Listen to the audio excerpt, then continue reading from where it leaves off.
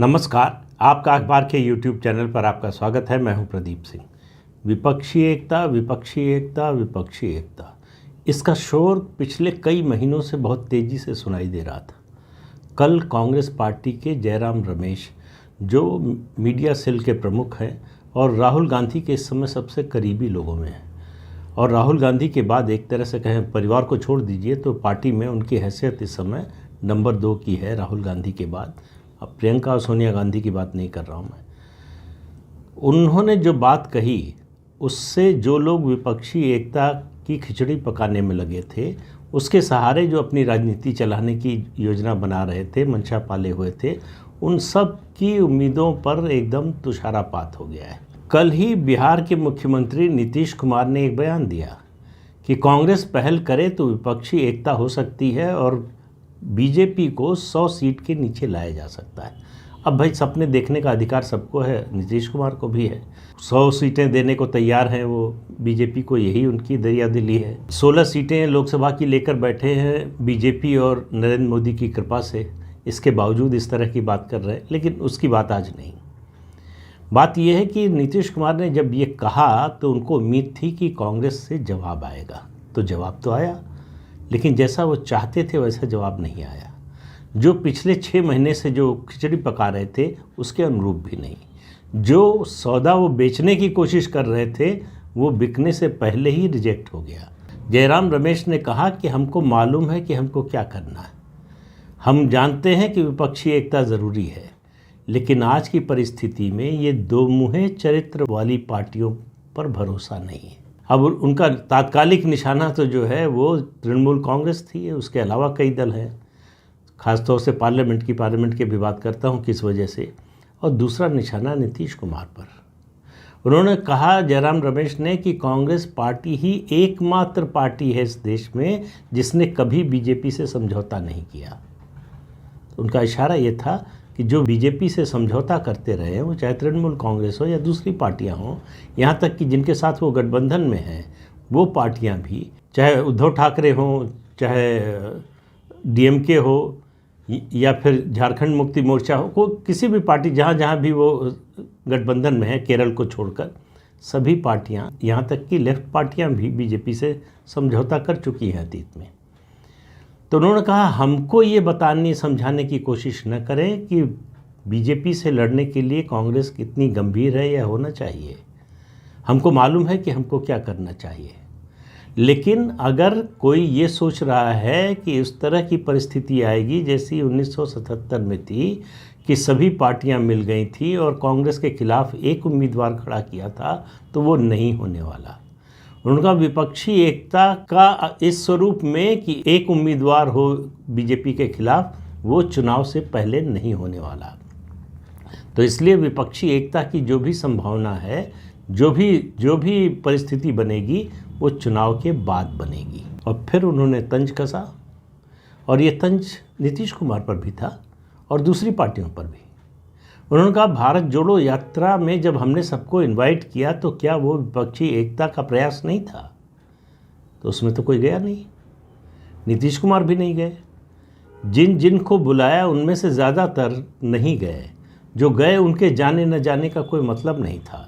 यहाँ तक कि एनसीपी, उद्धव ठाकरे, उसके अलावा आप देखिए, ममता बनर्जी हों या फिर हेमंत सोरेन हों, नीतीश कुमार हों, तेजस्वी यादव हों, अखिलेश यादव ने तो साफ साफ मना ही कर दिया था, और बहुजन समाज पार्टी मायावती ने भी मना कर दिया था, तो कोई गया नहीं। वो चोट अभी तक जो है वो कांग्रेस पार्टी के दिल पर लगी हुई है।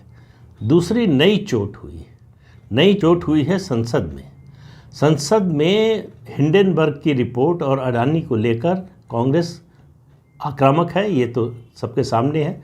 संसद का काफ़ी समय बर्बाद हुआ, चलने नहीं दिया गया सदन, कभी राज्यसभा कभी लोकसभा, कभी दोनों, चलने से रोका गया। और कांग्रेस की मांग थी कि इस पर जेपीसी बिठाई जाए।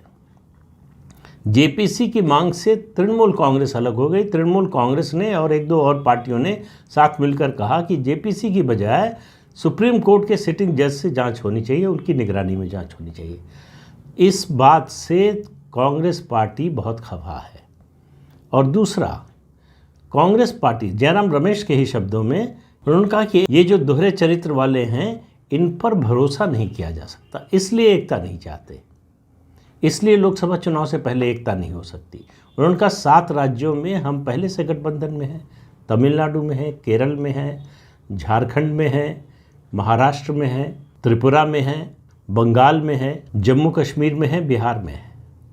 इन 8 राज्यों में पहले से ही हम गठबंधन में हैं। और बाकी उन्होंने कहा जो पार्टियां हैं, ख़ास तौर से नाम लिया बीजेडी का, आम आदमी पार्टी का, केसीआर की, बीआरएस का। इन्होंने कहा ये वैकल्पिक मोर्चा बनाने की कोशिश कर रहे हैं, हालांकि बीजेडी इसमें शामिल नहीं थी, उन्होंने बीजेडी का भी नाम लिया। और नीतीश कुमार किस मुंह से कांग्रेस पार्टी से ये कह सकते हैं? जब वो महागठबंधन में शामिल हुए तो सोनिया गांधी से मिलने की इच्छा जताई। सोनिया गांधी मिलने का समय नहीं दे रही थी, लालू प्रसाद यादव की सिफारिश पर समय मिला, वो भी मुश्किल से 5-7 मिनट का। सोनिया गांधी ने नीतीश कुमार के साथ फ़ोटो तक नहीं खिंचवाई उस मुलाकात में। हड़बड़ी में वहाँ से किसी तरह से नीतीश कुमार निकले, कुछ बोलने के लिए नहीं था। क्यों? कांग्रेस पार्टी आखिर नीतीश कुमार जैसे लोगों पर भरोसा क्यों करे? कांग्रेस पार्टी उन नीतीश कुमार पर जो 13 साल से ज़्यादा समय तक बीजेपी के साथ मिलकर सरकार बना चुके हैं, उनको बीजेपी के खिलाफ लड़ाई में अपने साथ क्यों जोड़ेगी और क्यों भरोसा करेगी? और क्या भरोसा है कि नीतीश कुमार फिर नहीं पलट जाएंगे? तो इसलिए नीतीश कुमार, ममता बनर्जी से नाराज़गी बहुत ज़्यादा है।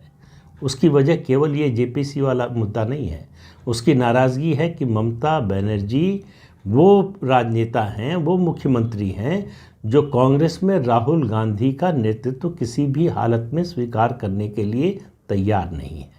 उनकी वजह से और भी पार्टियां हैं। फिर दूसरी पार्टियां, नीतीश कुमार सहित केसीआर ने जब कार्यक्रम किया और उसी दौरान किया जब भारत जोड़ो यात्रा चल रही थी, तो उसमें कौन कौन गया? नीतीश कुमार गए, अरविंद केजरीवाल गए, भगवंत सिंह मान गए और पिनराई विजयन गए।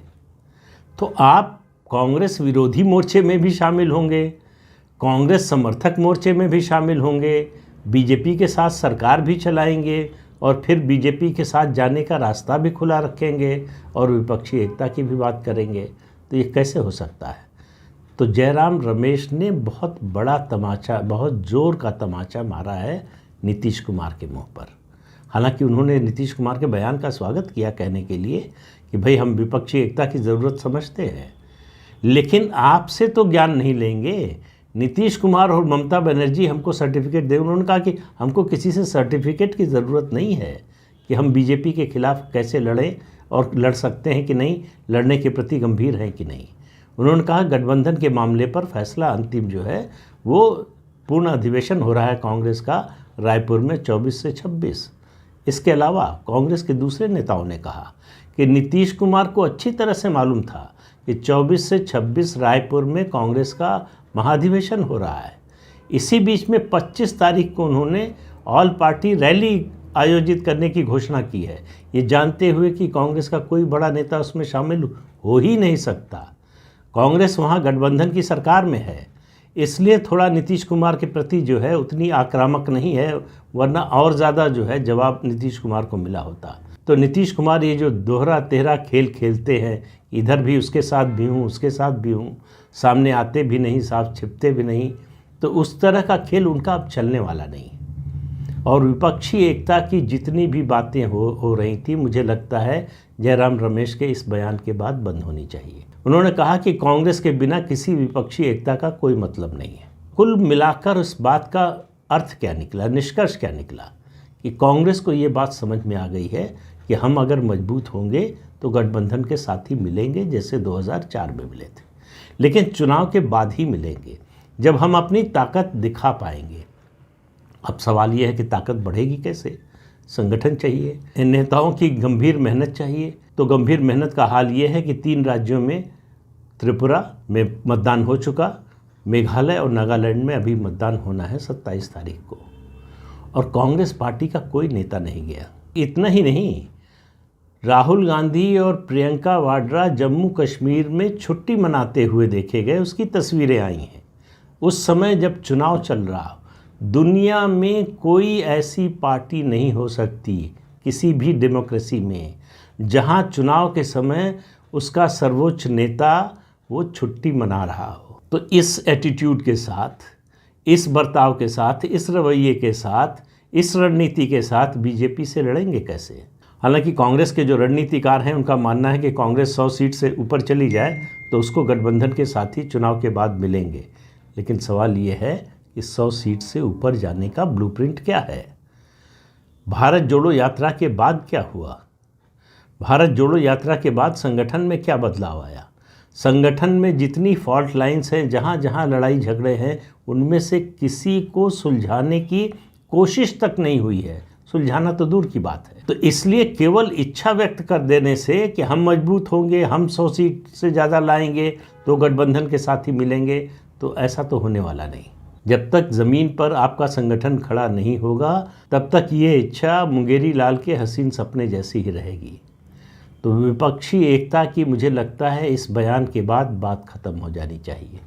कांग्रेस को समझ में आ गया है कि ये निरर्थक की एक्सरसाइज है, इसका कोई नतीजा निकलने वाला नहीं है।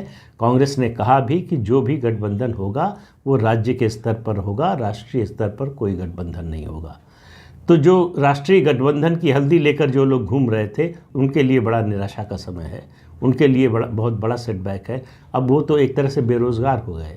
तो राष्ट्रीय स्तर पर विपक्षी एकता हो ही नहीं रही है तो करेंगे क्या? तो उनका तो काम ही छीन लिया है कांग्रेस पार्टी ने। उनसे कहा कि घर बैठिए और अपना घर देखिए, तो हमको ज्ञान देने की कोशिश मत कीजिए। तो आपस के झगड़े विपक्षी दलों के इतने ज़्यादा हैं, कटुता इतनी ज़्यादा है कि एकता की बात करना भी बेमानी है। तो ये ऐसी काठ की हांडी है जो कभी नहीं चढ़ेगी। वैसे तो दोबारा नहीं चढ़ती कहते हैं, लेकिन ये तो पहली बार भी चढ़ने को तैयार नहीं है। इसलिए कांग्रेस के इस बयान के बाद और इसकी पुष्टि अगर जो है पूर्ण अधिवेशन में हो जाती है तो विपक्षी एकता की, लोकसभा चुनाव की दृष्टि से विपक्षी एकता की बात बंद हो जानी चाहिए, उसका अभियान बंद होना चाहिए, क्योंकि किसी के पास दूसरी पार्टी को देने के लिए कुछ भी नहीं है। और कांग्रेस पार्टी जिसके पास है कई राज्यों में, वो किसी को कुछ देने को तैयार नहीं है। वो सिर्फ चाहती है कि उसको क्या मिलेगा, देने के लिए तैयार नहीं है। बड़े बड़े राज्यों में उसकी कोई हैसियत नहीं बची है। आप देख लीजिए, उत्तर प्रदेश, बिहार में गठबंधन के सहारे है, पश्चिम बंगाल, आंध्र प्रदेश, तेलंगाना, तमिलनाडु, उड़ीसा, इन सब बड़े राज्यों में देख लीजिए तो कांग्रेस किसी अकेले या किसी पार्टी के साथ मिलकर कुछ करने की स्थिति में नहीं है। तो इसलिए विपक्षी एकता की तो बात भूल ही जाइए। कांग्रेस पार्टी भी खड़ी हो पाएगी इसमें मुश्किल लगता है। जिस तरह से अडानी के मुद्दे को लेकर चल रही है कांग्रेस पार्टी, वो मेरा मानना है कि राफेल से बड़ा फियास्को होगा। ये मुद्दा ऐसा है जो कभी पब्लिक में नहीं जाने वाला। ये ऐसा मुद्दा है जिसका कोई असर पब्लिक में नहीं होने वाला। ये ऐसा मुद्दा है जिसका कोई असर प्रधानमंत्री पर नहीं होने वाला। ये ऐसा मुद्दा है जो एक वोट भी कांग्रेस का नहीं बढ़ा सकता। लेकिन कांग्रेस को लगता है कि इसके अलावा उसके पास कोई मुद्दा ही नहीं है। तो इसलिए आपको आने वाले दिनों में इस मुद्दे पर और कुछ सुनने को या बहुत कुछ सुनने को मिलेगा कांग्रेस पार्टी की ओर से। तो इस अंक में इतना ही। अगले अंक में फिर मिलेंगे किसी नए मुद्दे के साथ। तब तक के लिए अनुमति दीजिए। आपसे अनुरोध है कि चैनल देखिए, शेयर कीजिए, लाइक कीजिए और सब्सक्राइब ज़रूर कीजिए। नमस्कार।